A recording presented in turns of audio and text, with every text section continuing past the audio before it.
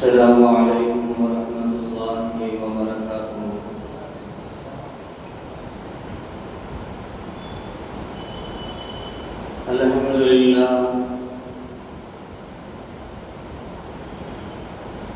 الحمد لله رب العالمين، والصلاة والسلام على سيدنا محمد صلى الله عليه وسلم وآله وصحابه أجمعين. أما بعد، فأعوذ بالله من الشيطان الرجيم. بسم الله الرحمن الرحيم. قل إن صلاتي ونسكي ومحياي ومماتي لله رب العالمين. صدق الله مولانا العظيم. எல்லா புகழும் அல்லாஹ் ஒருவனுக்கே உரித்தாகட்டும். நம்முடைய நாயகம் ஸல்லல்லாஹு அலைஹி ஷஃபீஉல் முஸ்லிமீன் ஸல்லல்லாஹு அலைஹி வஸல்லம் அவர்கள் மீதும் அவர்களின் வாழ்க்கை வழிமுறைகளை நம்பிக்கை மாறாது பின்பற்றி வாழ்ந்த உத்தம சத்திய சஹாபாக்கள், தாபிஈன்கள், தபஅ தாபிஈன்கள், நாதாக்கள், வலிமார்கள், இங்கே அமர்ந்திருக்கக்கூடிய நம் அனைவர்கள் மீதும் அல்லாஹ்வின் சாந்தியும் சமாதானமும் என்றென்றும் நீங்காமல் உண்டாகட்டுமாக.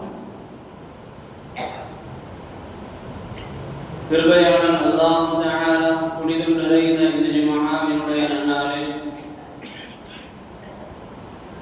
என்ன நன்மைகளை நாடி நாம் இங்கே அமர்ந்திருக்கின்றோமோ அந்த நன்மைகளை பரிபூர்ணமாக சம்பூர்ணமாக அடைய பெற்ற நல்ல மக்கள் கூட்டத்தில் அல்லாஹ் நம்மை எல்லாம் சேர்த்து நல்லருள் பாடியமானார். கண்ணியத்திற்குரிய அல்லாஹ்வின் நல்லடியார்களே, துல்காதா மாதத்தினுடைய கடைசி ஜும்ஆவில் நாம் அமர்ந்திருக்கின்றோம். இன்னும் ஓரிரு நாட்களில் துல்ஹஜ் மாதம் துவங்கிவிடும். அந்த துல்ஹஜ் மாதத்தில் நாம் கவனத்தில் கொள்ள வேண்டிய ஏராளமான விஷயங்கள் உண்டு. குர்பானி கொடுப்பதற்காக வேண்டி அந்த குர்பானி பிராணிகளை நாம் தேர்ந்தெடுப்பது, அதில் எந்த விதமான குறைகளும் இல்லாமல் அதை தேர்ந்தெடுத்துக் கொள்வது, அதை வாங்குவது, அதை அழகான முறையில் பராமரிப்பது, அதில் நம்மில் ஒருவராக, நம்முடைய குடும்பத்தில் ஒருவராக அதை வளர்த்துக் கொள்வது, குர்பானியுடைய பிராணியை கொடுக்க போகின்றோம் என்கின்ற அந்த நிய்யத்துள்ளவர்கள் தங்களுடைய உடம்பில் இருந்து பிறை ஒன்று முதல் நகங்களையும் முடிகளையும் வெட்டக்கூடாது. குர்பானியுடைய பிராணியை அறுக்கின்றவரை அதை கடைபிடிக்க வேண்டும். அரஃபாவினுடைய நோன்பு, தக்பீர் சொல்லுதல், பெருநாள் தொழுகை, இப்படி நம்முடைய கணக்கில் நாம் கொள்ள வேண்டிய விஷயங்கள். ஆஜிகள் தங்களுடைய இடங்களில் மினாவையும் அரஃபாவையும் முஸ்தலிஃபாவையும் இன்னும் சில கல்லறிதல் அமல்களையும் அவர்கள் கவனத்தில் கொள்ளுவார்கள். இந்த துல்ஹஜ் மாதம் எல்லா இபாதத்துகளையும் உள்ளடக்கிய ஒரு சிறந்த ஒரு மாதமாக அல்லாஹ் நமக்கு ஆக்கி தந்திருக்கின்றார். இந்த துல்ஹஜ் மாதம் எல்லா இபாதத்துகளும் உள்ளடக்கிய ஒரு மாதம் என்று வருகின்ற பொழுது தியாகத்தை அல்லாஹ் எதிர்நோக்குகின்றான், தியாகத்தை அல்லாஹ் பார்க்கின்றான். நம்முடைய வணக்க வழிபாடுகளில் நாம் எந்த அளவிற்கு அதை கவனப்படுத்தி செய்கின்றோம் என்பதையும் அல்லாஹ் பார்க்கின்றான். அந்த தக்வா, இறையச்சம் எந்த அளவிற்கு நம்மிடத்தில் மேலோங்கி நிற்கின்றது என்பதை எல்லா வணக்க வழிபாடுகளையும் அல்லாஹ் உன்னிப்பாக கவனிப்பதை போன்று ஒருபடி மேலாக வலாக்கி யனாலுஹு தக்வா, அந்த தக்வா தான் உங்களுடைய ரப்பிடத்தில் போய் சேருகின்றது. அந்த குர்பானியுடைய மாமிசத்தினுடைய இரத்தமோ அதனுடைய மாமிசமோ அதனுடைய சதையோ எதுவும் அல்லாஹ்வை சேருவதில்லை. வலாக்கி யனாலுஹு தக்வா, நீங்கள் அந்த நேரத்தில் மேற்கொள்கின்ற தக்வா தான் உங்களுடைய ரப்பிடத்தில் போய் சேருகின்றது என்பதை அல் குர்ஆன் ஷரீஃபில் அல்லாஹ் நமக்கு வாக்களித்து சொல்லுகின்றான். இப்படி துல்ஹஜ் மாதம் இன்னும் ஒரு சில நாட்களில் துவங்க இருக்கின்றது. ஏறக்குறைய ஞாயிறு மாலை மக்ரிப் முதல் பிறை ஒன்றாக இருக்கலாம். அந்த நேரங்களில் பெருமானார் ஸல்லல்லாஹு அலைஹி வஸல்லம் அவர்கள் அது சம்பந்தமாக நமக்கு விளக்கி சொன்ன ஹதீஸுகள், அது சம்பந்தமாக நபி அவர்கள் நமக்கு குறிப்பிட்டு சொன்ன ஹதீஸுகளை குர்ஆன் ஷரீஃபில் அல்லாஹ் நமக்கு ஆயாத்துகளில் விவரித்து சொல்லுகின்றான். பெருமானார் ஸல்லல்லாஹு அலைஹி வஸல்லம் அவர்கள் ஹதீஸுகளில் நமக்கு விவரித்து சொல்லுகின்றார்கள். இன்னா அஅதைனா கல் கௌசர் என்று வருகின்ற அந்த சூராவினுடைய கடைசி வசனத்திலே ஒரு சின்ன ஒரு சூரா, ஃபஸல்லி லிரப்பிக வன்ஹர், உங்களுடைய ரப்பை நீங்கள் தொழுகுங்கள், அதற்கு பின்னால் நீங்கள் அறுத்து பலியிடுங்கள். அல்லாஹ் சொல்லுகின்ற ஒரு சுருக்கமான ஒரு செய்தியாக இருந்தாலும் இதற்குள்ளால் பெருமானார் ஸல்லல்லாஹு அலைஹி வஸல்லம் அவர்கள் இந்த ஆயத்திற்கு விளக்கமாக ஏராளமான ஹதீஸுகளில் நமக்கு குறிப்பிட்டு சொல்லுகின்றார்கள். ஹஜ்ரத் உம்மு ஸலமா ரலியல்லாஹு அன்ஹா அவர்கள் சொல்லுகின்றார்கள், இதா தஸலத்தில் அஷ்ரு, துல் ஹஜ் மாதத்தினுடைய முதல் 10 நாட்கள் துவங்கி விடுமையானால், அந்த முதல் 10 நாட்களில் நீங்கள் உள்ளே நுழைவீர்களேயானால், வஅராத அஹதுக்கும் ஐயு ஸஹிய, யாரானில் ஒருவர் குர்பானி கொடுக்க வேண்டும் என்று அவர் நாடுவாரேயானால், குர்பானி பிராணியை அறுத்து பலியிட வேண்டும் என்று அவர் நியத் வைப்பாரேயானால், ஃபலா யமஸ்ஸ மின் ஷஹரிஹி வ பஷரிஹி ஷைஆ, தங்களுடைய உடம்பில் இருந்து நகங்களையோ முடிகளையோ அவர் வெட்ட வேண்டாம் என்று பெருமானார் ஸல்லல்லாஹு அலைஹி வஸல்லம் அவர்கள் சொன்ன ஒரு ஹதீஸை ஹஜ்ரத் உம்மு ஸலமா ரலியல்லாஹு அன்ஹா நமக்கு அறிவித்து சொல்லுகின்றார்கள். பெருமானார் ஸல்லல்லாஹு அலைஹி வஸல்லம் அவர்கள் குர்பானியுடைய வணக்க வழிபாடுகள் சம்பந்தமாக நாம் கவனத்தில் கொள்ள வேண்டிய அது சம்பந்தமான விஷயங்களை பெருமானார் ஸல்லல்லாஹு அலைஹி வஸல்லம் அவர்கள் தனி ஒரு பாடமாகவே ஹதீஸுகளில் இமாம்கள் நமக்கு குறிப்பிட்டு சொல்லுவார்கள். பாபுல் உதஹியா என்னும் ஹஜ்ஜினுடைய பாடங்களாக இருந்தால் ஹஜ்ஜி சம்பந்தப்பட்ட விஷயங்களை மேற்கோள் காட்டி சொல்லுகின்ற பாடங்களாக, உதஹியாவினுடைய பாடங்களாக பெருமானார் ஸல்லல்லாஹு அலைஹி வஸல்லம் அவர்கள் அது சம்பந்தமாக சொன்ன ஹதீஸுகளை நமக்கு பல விஷயங்களை குறிப்பிட்டு சொல்லுவார். பெருமானார் ஸல்லல்லாஹு அலைஹி வஸல்லம் அவர்கள் தங்களுடைய வாழ்க்கையில் சில வணக்க வழிபாடுகளை விடாமல் செய்திருக்கிறார். நபி அவர்கள் தங்களுடைய வாழ்க்கையில் சில வணக்க வழிபாடுகளை விடாமல் செய்திருக்கிறார்கள். அசர் தொழுகைக்கு முன்னால் உண்டான அந்த முன் சுன்னத் இருக்கின்றதே, அதை தொழுவதில் நபி அவர்கள் அவ்வளவு கவனம் எடுத்து செய்திருக்கிறார். பெருமானார் ஸல்லல்லாஹு அலைஹி வஸல்லம் அவர்கள் சில அமல்களை விடாமல் நபி அவர்கள் செய்ததனுடைய வரிசைகளை சொல்லிக் கொண்டு வருகின்ற பொழுது, மதீனாவில் இருந்த அந்த 10 ஆண்டுகள், மதீனாவில் இருந்த அந்த 10 ஆண்டுகளும் பெருமானார் ஸல்லல்லாஹு அலைஹி வஸல்லம் அவர்கள் தொடர்ந்து குர்பானி கொடுத்திருக்கிறார். நபி அவர்கள் ஒரு அமலை விடாமல் செய்வார்களேயானால், நபி அவர்கள் ஒரு அமலை தொடர்ந்தவர்கள் செய்து காட்டுவார்களேயானால், அந்த அமல் எவ்வளவு முக்கியத்துவம் வாய்ந்ததாக இருந்தால் நபி அவர்கள் அதை செய்வதில் கவனம் கொள்ளுவார்கள் என்பதை நாம் கவனத்தில் கொண்டு நபி அவர்கள் மதீனாவில் இருந்த அந்த 10 ஆண்டுகள் தங்களுடைய வாழ்க்கையில் அவர்கள் குர்பானி கொடுப்பவர்களாக இருந்திருக்கிறார்கள். அது மாத்திரமல்ல, பெருமானார் ஸல்லல்லாஹு அலைஹி வஸல்லம் அவர்கள் அந்த குர்பானியினுடைய பிராணியினுடைய வணக்க வழிபாட்டினுடைய முக்கியத்துவத்தை சொல்லுகின்ற பொழுது நபி அவர்கள் சொல்லுவார்கள், மௌ வஜத ஸஅதன் லி அய்யுதஹிய, குர்பானியினுடைய பிராணியை கொடுப்பதற்கு யார் வசதி பெற்றிருக்கிறார்களோ, யார் வசதி வாய்ப்புகளை பெற்றிருக்கிறார்களோ, ஃபலம் யுதஹி, அவர்கள் குர்பானி கொடுக்கவில்லை என்று சொன்னால், ஃபலா யக்ருபன்ன முஸல்லானா, நாம் தொடரக்கூடிய அந்த இடத்திற்கு அவர்கள் நெருங்க வேண்டாம் என்பார். பெருமானார் ஸல்லல்லாஹு அலைஹி வஸல்லம் அவர்கள் மதீனாவிலே 10 ஆண்டுகள் தொடர்ந்து குர்பானி கொடுத்தார்கள், விடாமல் அமல் செய்தார்கள். இது நபிக்கு மாத்திரம் கடமையாக்கப்பட்ட ஒரு அமல் அல்ல, நம்முடைய நபிக்கு மாத்திரம், இந்த உம்மத்திற்கு மாத்திரம் கடமையாக்கப்பட்ட ஒரு அமல் அல்ல. ஆதம் அலைஹிஸ்ஸலாத்து வஸலாம் அவர்களுடைய குழந்தைகள் முதல் கொண்டு ஹாபீலும் காபீலை தொடர்ந்த குர்ஆனில் அந்த குர்பானியினுடைய வரலாறை எல்லாம் சிராயித்து பேசுவார். ஒருவருடைய 2 பேர்கள் குர்பானி கொடுத்தார்கள், ஒருவருடைய குர்பானியை அல்லாஹ் ஏற்றுக்கொண்டான், ஹாபீலுடைய குர்பானியை அல்லாஹ் ஏற்றுக்கொண்டான் என்று இது தகர்ரபா குர்பானன் ஃபதுகுபில மின் அஹதிஹிமா வலம் யுதகப்பல் மினல் ஆகர், குர்ஆனில் அல்லாஹ் பதிவு செய்கின்ற ஆயத்து. ஆதிபிதா ஆதம் அலைஹிஸ்ஸலாத்து வஸலாம் அவர்களுடைய வரலாறு தொடங்கி கியாமத் நாள் பரிகந்த வரை இந்த உலகத்தில் அந்த அமல் தொடர்ந்து இந்த உலகத்தில் செய்யப்பட்ட ஒரு அமலாக, எல்லா நபிமார்களும் செய்த ஒரு அமலாக, ஹஜ்ரத் சுலைமான் அலைஹிஸ்ஸலாத்து வஸலாம் ஒரு அமல்களாக இந்த குர்பானியை அதற்கு பெருமானார் ஸல்லல்லாஹு அலைஹி வஸல்லம் அவர்களின் மூலம் அல்லாஹ் நமக்கு தந்திருக்கின்றான். அதனால் தான் குர்பானி கொடுப்பதற்குண்டான வசதிகளை வாய்ப்புகளை பெற்றிருக்கக்கூடியவர்கள் அவர்கள் குர்பானி கொடுக்கவில்லை என்று சொன்னால் ஃபலா யக்ருபன்ன முஸல்லானா, நாம் தொடரக்கூடிய அந்த இடத்திற்கு அவர்கள் நெருங்க வேண்டாம் என்று பெருமானார் ஸல்லல்லாஹு அலைஹி வஸல்லம் அவர்கள் சொல்லுவார்களேயானால் அதில் எந்த அளவிற்கு நாம் கவனமெடுத்து அந்த அமலை செய்ய வேண்டும் என்பதை இந்த ஹதீஸ் நமக்கு உணர்த்தி சொல்லுகின்றது. அந்த குர்பானி பிராணியை கொடுப்பதற்குண்டான நேரம் இது, அந்த குர்பானியுடைய பிராணியை கொடுப்பதற்குண்டான காலம் இது. பெருநாள் தொழுதற்கு பின்னால் தான் அதை நாம் அமல் செய்ய வேண்டும். பெருநாள் தொழுதற்கு பின்னால் ஐயாமுன் நஹர் அறுக்கக்கூடிய நாட்களில் நமக்கு எது சொல்லப்படுகின்றதோ பிறை 10, பிறை 11, பிறை 12, அதுவும் சாத்தியமாக சில இமாம்கள் அசரனுடைய பிறை 13 அசர் நேரம் வரை சொல்லுவார்கள்.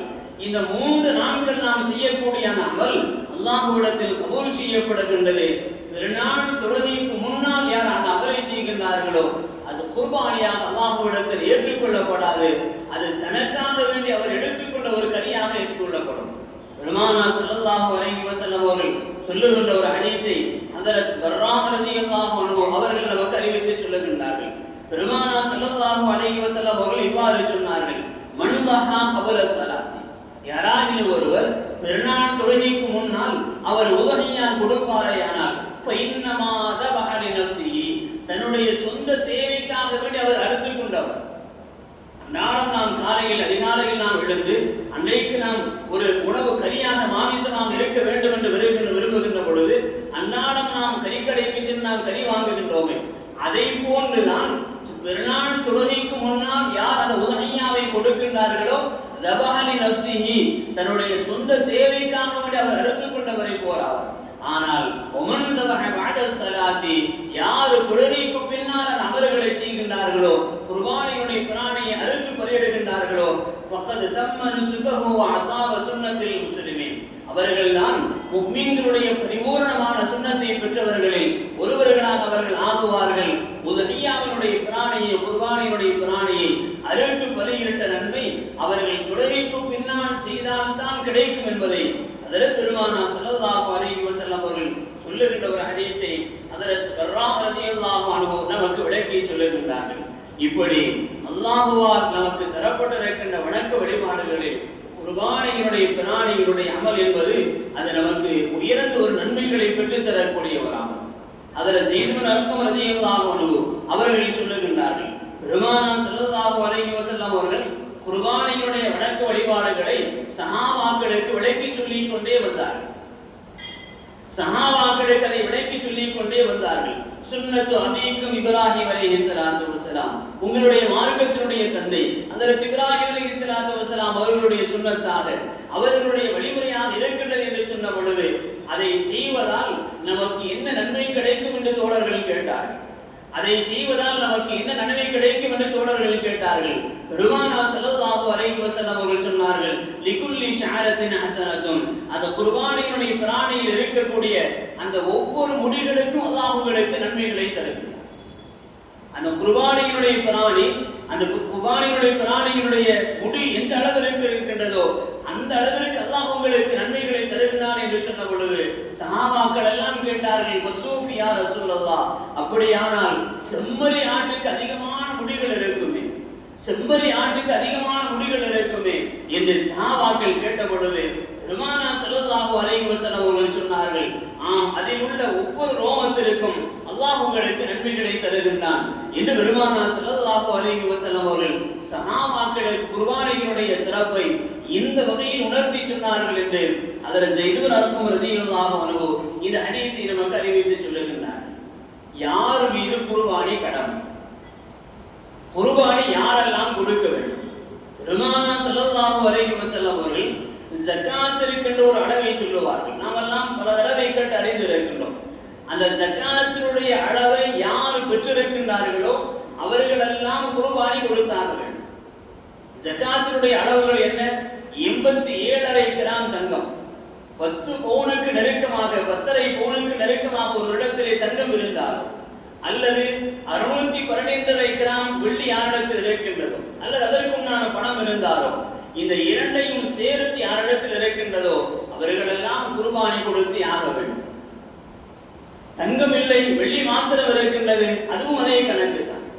பெருமானா ஸல்லல்லாஹு அலைஹி வஸல்லம் அவர்கள் அவர்களுடைய ஹதீஸுகளை மேற்கோள் காட்டி இமாம்கள் நமக்கு சொல்லுகின்ற இந்த விஷயங்கள் வெள்ளியினுடைய அளவாக இருந்தாலும் தங்கத்தினுடைய அளவாக இருந்தாலும் யாரிடத்தில் ஸகாத் கொடுப்பதற்குண்டான அளவு வந்து விடுகின்றதோ அவர்கள் இந்த குர்பானியினுடைய பிராணியை கொடுக்க வேண்டிய கடமை அவர்களுக்கு வந்து விடுகின்றது.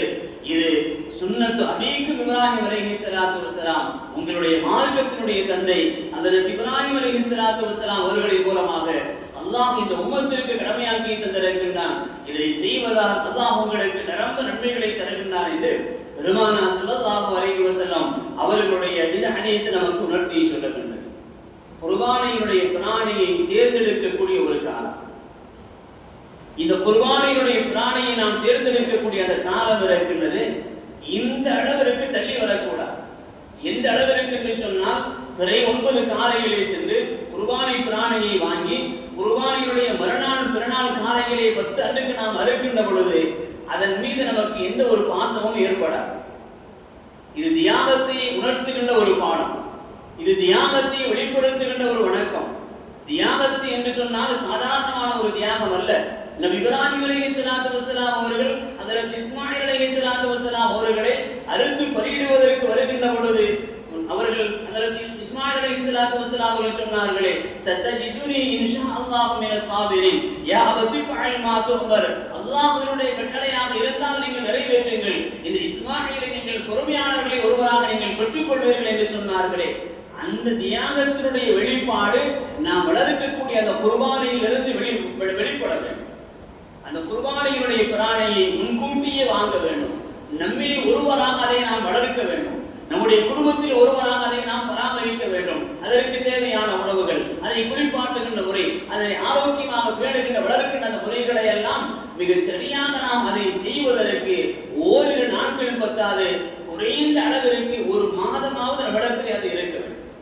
அப்படி இருந்தால்தான் அதை அறுத்து பலியிடுகின்ற பொழுது நம்முடைய கண்களில் கண்ணீர் வர வேண்டும், வரும். சாதாரணமாக நாம் அன்றாடம் வளர்க்கக்கூடிய அந்த பிராணிகளை சில இடங்களில் நாம் பார்க்கின்ற பொழுது அதற்கு ஏதாவது நோய் ஏற்பட்டு விட்டாலோ அல்லது ஏதாவது மரணித்து விட்டாலோ அதை அவர்கள் எந்த அளவிற்கு அதனை கவலையோடு அதை அவர்கள் மக்களுக்கு மத்தியில் பகிர்ந்து கொள்ளக்கூடிய காட்சிகளை நாம் பார்க்கின்றோமே. அதை விட அதிகமாக நாம் வளர்க்கக்கூடிய அந்த குர்பானியினுடைய பிராணியினுடைய அந்த வணக்க வழிபாடுகளில் நம்முடைய தியாக மனப்பான்மை வெளிப்பட வேண்டுமையானால் அந்த குர்பானியினுடைய பிராணி நம்மில் ஒருவராக அதை நாம் ஆக்க வேண்டும், ஆக்கிக் கொள்ள வேண்டும்.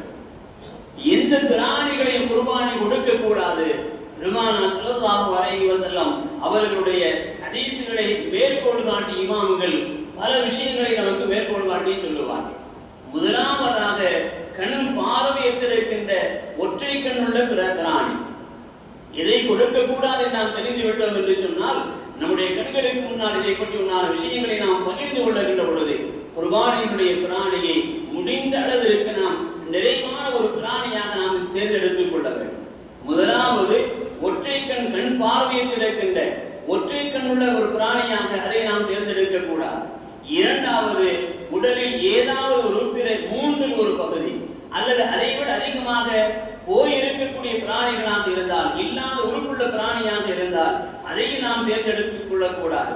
பிறப்பிலேயே ஒரு காது மட்டும் இருக்கின்றது அல்லது பிறப்பிலேயே காதுகள் இல்லாத பிராணியாக இருந்தால் அதை நாம் தேர்ந்தெடுத்துக் கொள்ளக்கூடாது. நான்காவதாக, பால் வருவது நின்றுவிட்ட பிராணிகள், காயம் ஏற்பட்டு பால் கொடுக்க முடியாத அளவிற்கு நம்முடைய கண்களால் பார்க்கக்கூடிய காயம் உள்ள பிராணிகள், அவைகளையும் நாம் தேர்ந்தெடுத்துக் கொள்ளக்கூடாது. ஐந்தாவது, வெளிப்படையாக அதனுடைய நோய் வெளியே தெரிகின்றது, இந்த பிராணிக்கு நோய் இருக்கின்றது என்று வெளிப்படையாக வெளியே தெரியக்கூடிய பிராணியாக இருந்தால் அதையும் நாம் தேர்ந்தெடுத்துக் கொள்ளக்கூடாது.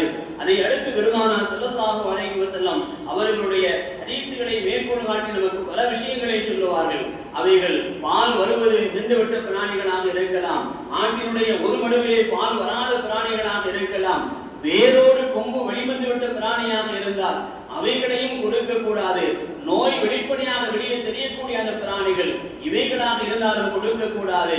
காலை ஊன்ற முடியாத அளவிற்கு நொண்டியாக இருந்தால், காலை ஊன்ற முடியாத அளவிற்கு நொண்டியாக இருந்தால் அதையும் தேர்ந்தெடுத்துக் கொள்ளக்கூடாது. எலும்புக்குள் மூளை இல்லாத மிகவும் மெலிந்து போய் இருக்கக்கூடிய அந்த பிராணிகளாக இருந்தால் அவைகளையும் நீங்கள் தேர்ந்தெடுத்துக் கொள்ளக்கூடாது. புற்களை மேய்வதற்கு தன்னால் புற்களை கீழே குனிந்து மேய முடியாத பிராணிகளாக இருந்தால் அதனுடைய வாயிலோ அதனுடைய பற்களிலோ ஏதாவது நோய் ஏற்பட்டோ அல்லது நாக்கு அறுக்கப்பட்ட பிராணிகளாக இருந்தாலோ அவைகளையும் நீங்கள் குர்பானியினுடைய பிராணியாக தேர்ந்தெடுத்துக் கொள்ளக்கூடாது. பெருமானார் ஸல்லல்லாஹு அலைஹி வஸல்லம் அவர்களுடைய ஹதீஸ்களை மேற்கோள் காட்டி இமாம்கள் சொல்லுவார்கள், இறுதியாக அமானிதமான பிராணியை குர்பானி கொடுப்பது என்பது அதில் நீங்கள் கவனமாக இருந்து கொள்ள வேண்டும் என்று சொல்லுவார். பிராணிகளை கொண்டு வந்து விற்கின்றார்கள், நாம் காசு கொடுத்து வாங்குகின்றோம். அது திருடப்பட்ட பிராணியாகவோ அல்லது அமானிதம் உள்ள பிராணியாகவோ இருந்தால் அதில் ஒரு காலமும் நாம் நெருங்கக்கூடாது. நம்முடைய கண்களுக்கு தெரிந்த நம்முடைய எண்ணத்திற்கு சிந்தனைக்கு தெரிந்து அது திருடப்பட்ட பிராணி, இது அமானிதமான பிராணி என்று வருகின்ற பொழுது அதிலிருந்து நாம் முழுவதுமாக விலகிக் கொள்ள வேண்டும். அதை அறிந்ததற்கு பின்னால் நாம் குர்பானி கொடுப்பதால் அதில் எந்த விதமான பிரயோஜனமும் கிடையாது என்பதை பெருமானார் ஸல்லல்லாஹு அலைஹி வஸல்லம் அவர்களுடைய ஹதீஸ்களை மேற்கோள் காட்டி இமாம்கள் சொல்லுவார்கள். ஆதலால் குர்பானியினுடைய வணக்க வழிபாடு எல்லா நபிமார்களுக்கும் அல்லாஹ் கடமையாக்கி உண்டு. அந்த சுன்னத்தை நம்முடைய பெருமானார் ஸல்லல்லாஹு அலைஹி வஸல்லம் அவர்களின் மூலமாக அல்லாஹ் நமக்கு தந்திருக்கின்றான்.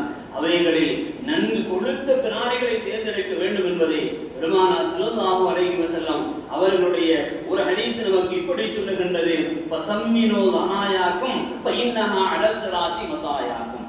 உங்களுடைய குர்பானியினுடைய பிராணியை நீங்கள் நன்கு கொழுத்ததாக நீங்கள் ஆக்கிக் கொள்ளுங்கள் என்று பெருமானார் ஸல்லல்லாஹு அலைஹி வஸல்லம் அவர்களுடைய இந்த ஹதீஸ் நமக்கு உணர்த்தி சொல்லுகின்றது. குர்பானியினுடைய பிராணிகளில் அதனுடைய பருமன் கணக்கிலே கொள்ளப்படும். அகீகாவினுடைய குழந்தை பிறந்ததற்குண்டான பிராணிகளாக இருந்தால் அதிலே எண்ணிக்கைகள் கவனத்திலே கொள்ளப்படும். ஆணாக இருந்தால் 2, பெண்ணாக இருந்தால் 1 என்று அகீகாவில் கவனத்தில் கொள்வோம். அகீகாவிலே அது எண்ணிக்கை கவனத்திலே கொள்ளப்பட வேண்டும். குர்பானியினுடைய பிராணியாக இருந்தால் அதனுடைய பருமனை நாம் கவனத்தில் கொள்ள வேண்டும் என்பதை பெருமானார் ஸல்லல்லாஹு அலைஹி வஸல்லம் அவர்களுடைய ஹதீஸ்கள் நமக்கு உணர்த்தி சொல்லுகின்றது. அந்த வரிசையிலே சிறந்த ஒரு நாளை நாம் எதிர்நோக்கி காத்திருக்கின்றோம். அல்லாஹுவால் குர்ஆனில் நமக்கு சிறப்பித்து சொல்லப்பட்ட வல் ஃபஜ்ரி வலயாலின் அஷ்ரின் 10 இரவுகள் மீதும் 10 நாட்கள் மீது சத்தியமாக என்று அல்லாஹ் சொன்ன அந்த 10 நாள் இன்னும் ஓரிரு நாட்களில் நம்மை வந்தடைய காத்திருக்கின்றது. ரமலானுடைய காலங்களில் எந்த அளவிற்கு நாம் அமைதியை பேடி நாம் இந்த உலகத்தில் அமல் செய்தோமோ அதை போன்று வரக்கூடிய அந்த சிறப்பான நாட்களில் அல்லாஹ்விடத்தில் நம்முடைய அமல்கள் எல்லாம் அது கண்காணிக்கப்படுகின்றது, அல்லாஹ்வால் ஏற்றுக்கொள்ளப்படுகின்றது, நம்முடைய துஆக்கள் கபூல் செய்யப்படுகின்றது. அந்த வகையிலே அந்த சிறப்புக்குரிய அந்த ஹஜ் மாதத்தினுடைய அந்த 10 நாட்களிலும் நம்முடைய அமல்களை அல்லாஹ் விரும்புகின்ற வகையில் இறை பக்தியோடு தக்வாவோடு இறை அச்சத்தோடு நம்முடைய அமல்களை நாம் செய்து கொள்ள வேண்டும். இல்லாமல் ரப்புல் ஆலமீன் அல்லாஹ் தஆலா நம்முடைய அமல்களை பரிபூர்ணமான முறையில் அல்லாஹ் கபூல் செய்தல் புரிவானாக. இந்த துனியாவில் முஃமின்கள் மக்கள் எங்கெல்லாம் வாழுகின்றார்களோ அங்கெல்லாம் அவர்களுடைய உயிர்களுக்கும் உணவைகளுக்கும் முழுமையான பாதுகாப்பை அல்லாஹ் நசீபாக்கி தந்து ஈருலகிலும் நிம்மதியான வாழ்க்கை வாழக்கூடிய பாக்கியத்தை எல்லா மக்களுக்கும் அல்லாஹ் நசீபாக்கி தந்தல் புரிவானாக. இந்த உலகத்தை விட்டு மரணிக்கின்ற பொழுது லா இலாஹ இல்லல்லாஹ் முஹம்மது ரசூலுல்லாஹ் என்கின்ற உன்னத கலிமாவை மனமகிழ்வோடு மொழிந்து மரணிக்கக்கூடிய பாக்கியத்தை அல்லாஹ் நம் அனைவர்களுக்கும் நசீபாக்கி தந்தல் புரிவானாக. நாளை வறுமையினால் ஆகிரத்தினுடைய அனைத்து அதாபுகள் வேதனைகளை விட்டும் அல்லாஹ் நம்மை பாதுகாத்து ஜன்னத்துல் ஃபிர்தௌஸ் என்கின்ற சுவர்க்கத்தை அடையக்கூடிய பாக்கியத்தை அல்லாஹ் நமக்கும் நம்முடைய பெற்றோர்களுக்கும் நம்முடைய ஆசிரியர் பெருமக்களுக்கும் நம்முடைய குடும்பத்தார்களுக்கும் நம்முடைய வாரிசுகளுக்கும் எல்லா மக்களுக்கும் அல்லாஹ் நசீபாக்கி தந்தல் புரிவானாக. வாக்குறு தகவானாக.